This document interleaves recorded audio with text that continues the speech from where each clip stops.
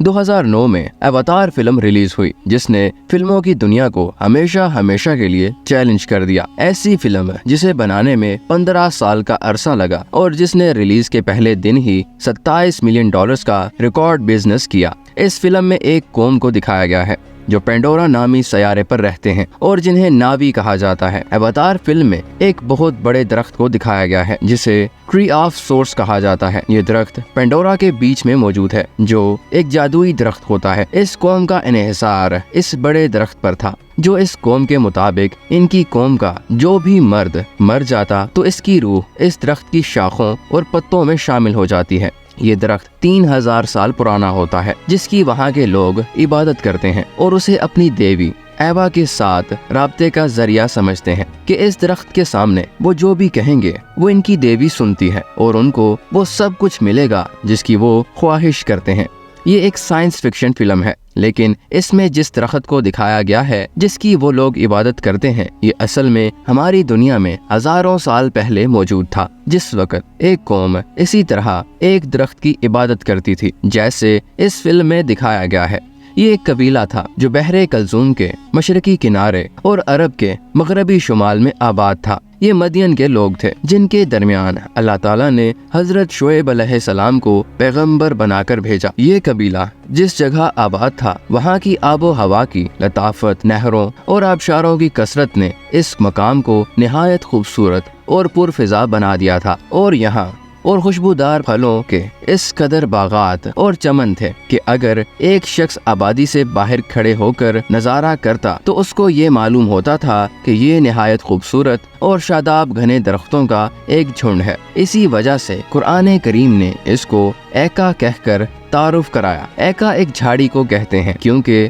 इन लोगों का शहर सरसब्ज जंगलों और हरे भरे दरख्तों के दरमियान था। मगर कई मुफस्सरीन के मुताबिक कुरान में एका का नाम आने की वजह यहाँ का सब्जा और खूबसूरती नहीं थी, बल्कि इसकी वजह यहाँ एक दरख्त था जिसे एका कहा जाता था। मगर मुफस्सरीन का इसमें इख्तलाफ है कि मदियन और असहाबे एका कि दोनों एक ही कबीले के नाम पे यहाँ एका नाम का एक दरख्त था। अहले कबीला चूँकि इस दरख्त की पूजा करते थे, लिहाजा उसी निस्बत से मदियन को असहाबे एका कहा गया। इस इलाके में नहर के किनारे 13 शहर आबाद थे जिनमें ये कौम रहती थी। ये लोग जिस दरख्त की इबादत करते थे वो एक सनूबर का दरख्त था जिसे हजरत नूह अलैहिस्सलाम के बेटे याफिस ने वहाँ लगाया था। कई रिवायात में आता है कि याफिस ने इस शहर के बीज को हर शहर में लगाया और वहाँ एक नहर निकाली जो इन 13 शहरों की नहरों को इस एक बड़ी नहर के साथ मिलाती थी, जो इस बड़े सनूबर के दरख्त के करीब बहता था।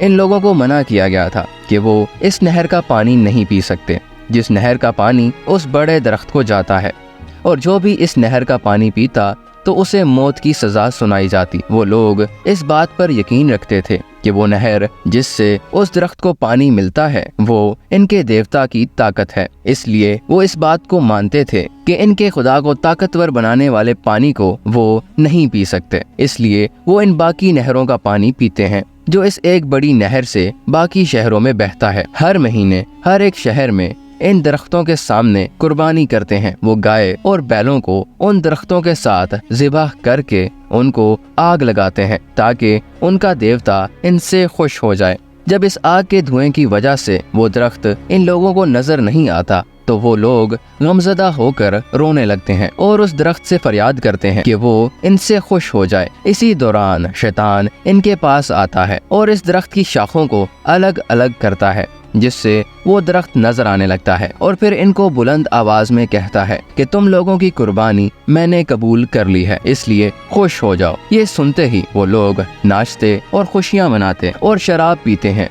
ये सब कुछ साल में 12 दफा हर शहर में दोहराया जाता। तो अल्लाह ताला ने इनके दरमियान अपना एक पैगंबर भेजा जो इन लोगों को इस दरख्त की इबादत करने से रोकता और उन्हें एक अल्लाह की इबादत की तलकीन करता। लेकिन वो लोग उस पैगंबर की बात नहीं मानते थे और उसे झुठलाकर उनके दुश्मन बन गए। फिर एक दिन جب وہ پیغمبر انہیں برے کاموں کو چھوڑنے کی نصیحت کر رہے تھے تو ان لوگوں نے ان کو ایک گہرے کنویں میں ڈال دیا اور اس کنویں کو ایک بڑے پتھر سے بند کر دیا۔ تب ان پیغمبر نے اللہ تعالیٰ سے فریاد کی کہ ان کی قوم ان کی بات نہیں مان رہی، میں اپنی زندگی اللہ کے سپرد کرتا ہوں، اللہ ہی میری فریاد سننے والا ہے اور نہایت رحیم ذات ہے۔ تب اللہ تعالیٰ نے اس پیغمبر کی فریاد سنی اور اس پوری قوم کو ایک تیز اور سرخ آندھی سے ہلاک کر دیا۔ اس کہانی کے بارے میں قرآن و حدیث میں کہیں بھی ذکر نہیں ملتا اور کئی مفسرین کے مطابق یہ کہانی قدیم اسرائیلیات کا حصہ ہے جس پر یقین نہیں کیا جا سکتا، لیکن وہ قوم جو اس علاقے میں رہتی تھی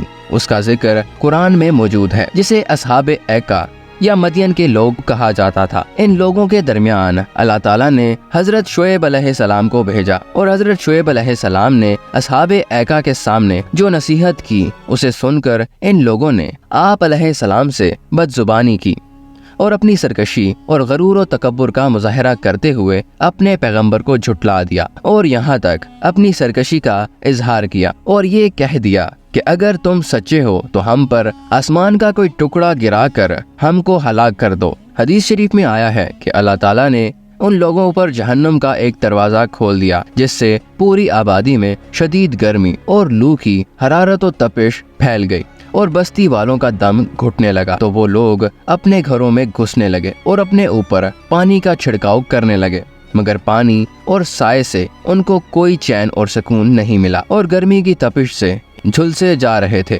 پھر اللہ تعالیٰ نے ایک بادل بھیجا جو ان کی پوری بستی پر چھا گیا اور اس کے اندر ٹھنڈی ہوا تھی۔ یہ دیکھ کر سب گھروں سے نکل کر اس بادل کے نیچے آ گئے۔ پھر جب تمام لوگ وہاں جمع ہو گئے تو ایک شدید زلزلہ آیا اور آسمان سے آگ برسنے لگی جس میں سب کے سب ٹڈیوں کی طرح تڑپ تڑپ کر جل گئے۔ ان لوگوں نے اپنی سرکشی سے یہ کہا کہ اے شعیب، ہم پر آسمان کا کوئی ٹکڑا گرا کر ہم کو ہلاک کر دو۔ چنانچہ وہی عذاب اس صورت میں آیا اور سب کے سب جل کے راکھ کا ڈھیر بن گئے۔ آج اس شہر کا کوئی نام و نشان باقی نہیں ہے۔ اور ایک روایت میں ہے ہجرت کے 10 سال جب رسول اللہ صلی اللہ علیہ وآلہ وسلم نے لشکر روم کے مقابلے کے لیے تبوک کی طرف لشکر کشی کی تو صحابہ اس مقام پر ٹھہرنا چاہتے تھے، لیکن پیغمبر اکرم صلی اللہ علیہ وآلہ وسلم نے منع کیا تھا اور فرمایا یہ اسی قوم کا علاقہ ہے جس پر عذاب الہی نازل ہوا تھا۔